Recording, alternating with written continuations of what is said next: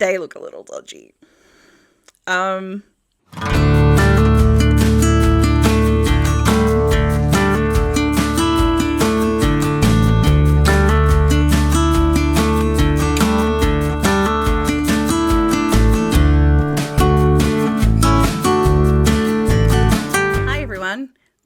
Welcome back to Alpine Knits. My name's Rochelle and I'm the creator behind Alpine Knits. It has been like a while since I recorded one of these, and I wanted to do them every couple weeks or every month, but I have been super busy. Like, I have not stopped, and I want to share with you what I've been up to. I have been working on something really special behind the scenes. It has been a little passion project of mine, and I am really excited to share it with you guys.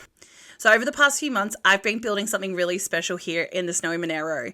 I have created a group called the Snowy Stitches Social Club, which is a group of people who get together weekly and knit and crochet, but for a cause. The real premise behind it was that I wanted to get a group of people together to learn how to knit and crochet. It's something that even just a generation ago, women would get together and would teach each other how to knit and crochet and those skills. And today we have lost that. And also we've lost community. And I really wanted to create a really special space where people could get together and knit and crochet and enjoy each other's company while doing something really special. Everyone's learning how to knit or crochet by knitting squares. The squares are divisible by 5, and we have had people come to us who have never knit or crocheted before, all the way up to people who are incredible, but just wanted to expand their skill set. And we get together every week at the local bowling club and we share our techniques and tricks with each other, as well as teach the newbies. Those squares then get put together into blankets. In our Snowy Monero region, we have a lot of people who come here for seasonal work.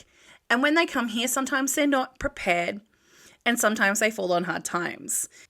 I wanted to do something that didn't just teach a generation of people how to do craft, but something that could give back. The squares that people create while they're learning get given to me and I turn them into a blanket. A blanket that is going to be not only a keepsake for people who come here to spend the season, but can also provide some warmth and can also link them in with services that they need.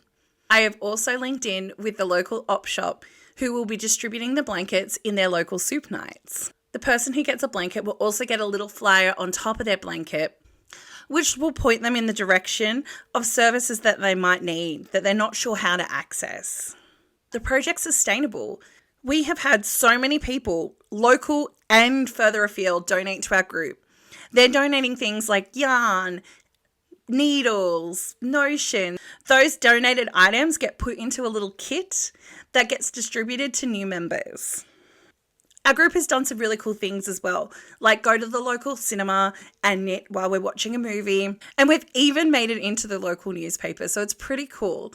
I'm really excited to give the blankets over to the local op shop. We have about 10 of them made now, and I'm so thrilled that we're able to do something small to not only help our seasonal staff who keep this place running, but to also help the local community build connections and teach new skills. Enough about that project. Let's get on with the podcast.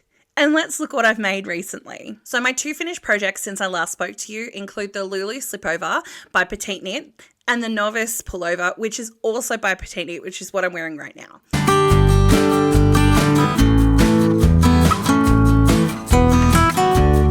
The first finished item I want to chat to you about is the Lulu Slipover,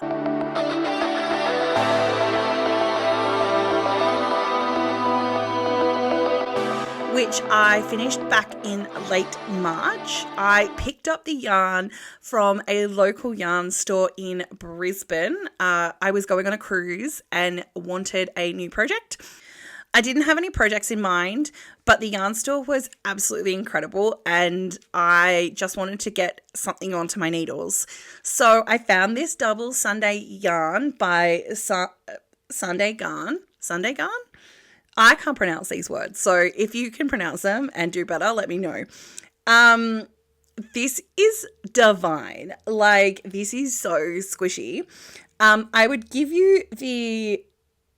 love to give you the colorway, but it doesn't actually have a name. I do think that the colorway might be this number here, which is 8082. But I'm not 100% sure. But this has created such a beautiful garment. That yarn shop that I did buy that yarn from said that they didn't have enough yarn to complete the project that the actual Lulu Slipover pattern was asking for. And the Slipover pattern was asking for double knitting on the collar and on the hems. And so I decided to just forego the double knitting. And so my neckline and my hems were all done in just a regular long tail cast on. And I used Jenny's super stretchy bind off to complete the hem. The sides of it, they look a little dodgy. Yeah. I don't know what I did. I definitely misread the pattern. And it is a nightmare. But it actually sits okay. I feel like especially lately, I haven't really had the patience to learn new skills. And so I do fall back into just kind of doing my old skills. And I guess because of that, the sides of the Slipover don't look like the pattern. And they only have one button. And I'm totally okay with that. Like, it actually looks okay. I think that if I did it next time, I might really try and concentrate on learning the skills in the pattern and trying to follow it to a T, because it was a somewhat difficult pattern. I think it was 4 out of 5 stars. And, but look, it looks great. I really like it, and I'm really excited to wear it during winter. The next finished project I want to talk about is the Novice sweater by PetiteKnit.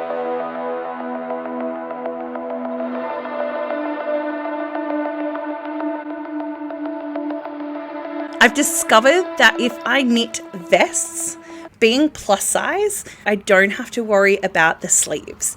And it's less yarn to use because, let's face it, yarn is expensive, and in this climate, no one wants to be spending more money than they have to. So this is the Novice sweater by PetiteKnit. I used the gorgeous Knitting for Olive Heavy Merino in the colorway linen to knit this gorgeous slipover. I didn't realize until I started knitting in the round that I was twisting my stitches. I could have unraveled the entire project, but I decided to keep it the way it was because it shows my learning journey. It shows that when I first started this sweater, I was nowhere near as good a knitter as when I finished this sweater. So the lovely lady who sold me the yarn for the Lulu Slipover actually picked up that I was twisting my stitches, which is a very common beginner mistake, but now I know. And now I don't twist my stitches anymore. I still really like this vest. I just wore it out to Mother's Day lunch with my family, and people compliment me on it all the time because it looks great. It's very roomy. I did try out some color work on this one as well. I'd never really done color work before, and I was really interested in testing the water of color work. And so I did add this, like, I don't know what you want to call it. I added this like motif down the bottom, which looks kind of like snowflakes. I wouldn't do that again. I just kind of wanted to have a play around. When I'm wearing it, I'm tending to tuck that in because it's not even across all the stitches. It wasn't designed for the amount of stitches that I have on this vest, and there's gaps and whatnot, but it was a little bit fun, and it looks a little bit cool. But this is probably my favorite out of the two, even though it's got the twisted stitches, because it is so wearable and snuggly, and I love wearing a long sleeve like shirt underneath it. And again, it's just a really easy throw on kind of thing. Tuck it in, looks amazing. If you are wanting to knit a sweater, but don't feel like you can commit to the whole thing, this would be it for me. This is the Novice sweater by PetiteKnit.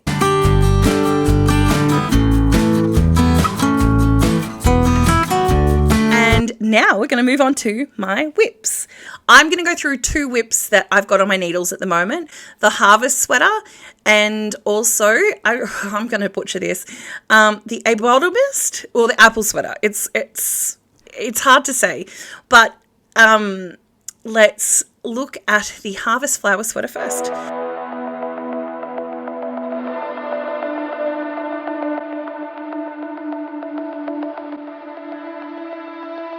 So the first WIP is the Harvest Flower Sweater by Jessie May Designs. I've knit this using Bellevue Park yarn, which is a local yarn maker here in the Snowy Monaro region.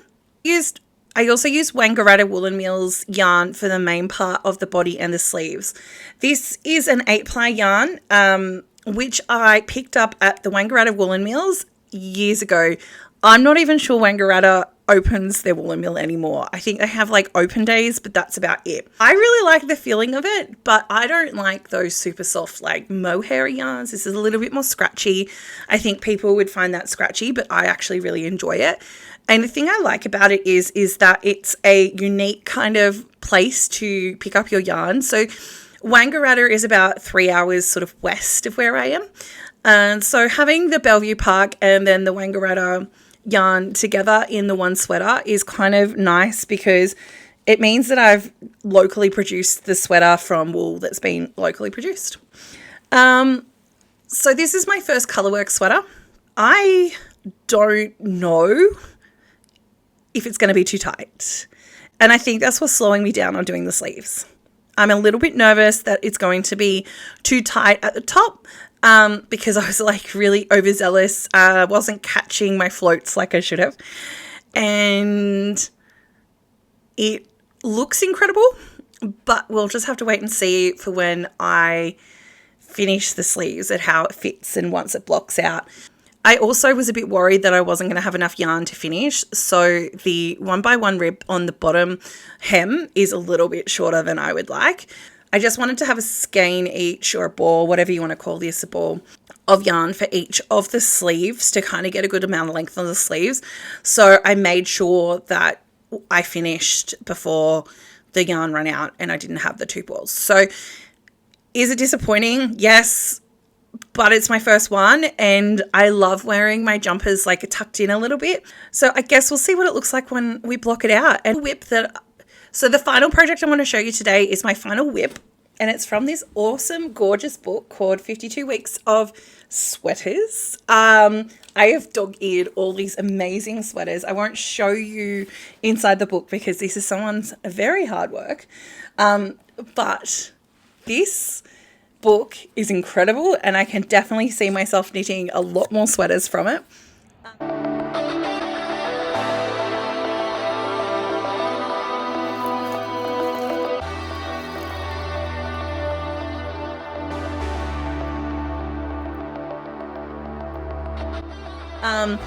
This is the apple flower sweater or the I can't say it. I'm sure there's people out there who are much better at saying it than I am. I'm actually knitting this a little bit smaller than it recommends. I'm using sport weight yarn. I'm using this, what's it called?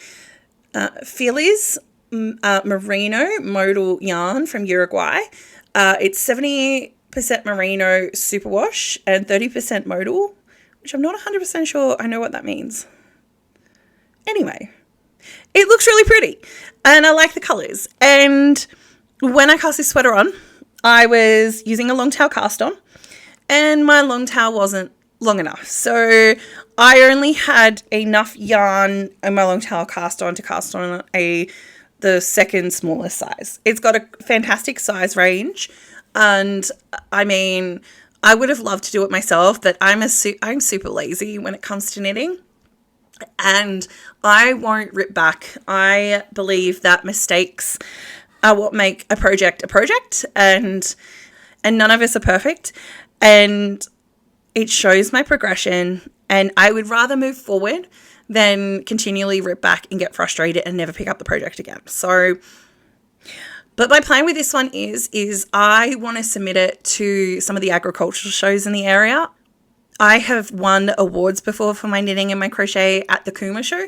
So I will definitely be trying to enter this. Hopefully I'll be done by then. And then I will just kind of figure out who it fits and gift it to them, which I think is pretty awesome. Like, I don't need 100 million sweaters. I just need a few. And I am a very hot person and I spend most of winter skiing, so there's not a lot of need for me to have sweater after sweater after sweater, and we live in the bush, so I'm not dressing up a lot. this is a really fun way for me to practice, but also my size is so much bigger than a small that I find that I get bored of the project as well. And so this is starting to fly by. Like, I mean, I'm really enjoying the color work in this one and seeing the motif come to life, and having it on a smaller sort of area means that I can really watch it happen and really practice my skills without getting frustrated. So, you know, if you liked any of those patterns, I have made a Ravelry bundle, and I will make a Ravelry bundle for each one of my videos moving forward. And you can jump on and buy the pattern if you like it. I will put a link to that below. So what's next? I am concentrating on getting the Snowy Stitches Social Club up and running for seasonal staff, and that is taking up a lot of my time. I know a lot of people come to the area for the season, and there's a lot of parties and a lot of skiing, but not a lot else. And I'm hoping that this offers people who aren't particularly interested in those things a third space where they can go and start a new project, meet some friends, and also just enjoy being around other people without the pressure of, you know, drinking and partying. There is an event in our area called the Lake Light Sculptures. That took me like 3 times to get. But it is an event that local artists create sculptures, enter them, and it's over the Easter long weekend. I am aiming for the group to make something towards that is skiing based or snowboarding based, and we can enter it. It's a great group project for all of us to work towards together. I'm starting to see a lot of articles on the benefits of knitting and crochet on mental health. So for me, creating a safe space for people to join together to do this craft in common is so beneficial, and I've gained so much from it, and I really hope that the seasonal staff do too, because we really do care about them. We really want them in our area, and they bring so much to us, so we need to give back something to them. I really hope my next episode isn't too far away. This has been way too long in the making. I am so sorry. I have been so busy, and this has been the last thing on my mind. I've been thinking about what other content I can make, and I'm thinking maybe a pattern review or a pattern recommendations video, perhaps my notions, what I like to knit with, especially things like my project bags and my knitting needles. So if you would like to see something about my knitting, or you want to know more about the yarn back here, let me know in the comments below. Thank you guys so much for sticking around. It's been awesome to have you here. If you are still here, I would love it if you could chuck a yarn emoji down the bottom just to let me know you stayed to the very end. And if you like my content and you want to see more, don't forget to like and subscribe. I hope to see you in the next one. Hopefully it's not too far away. Bye.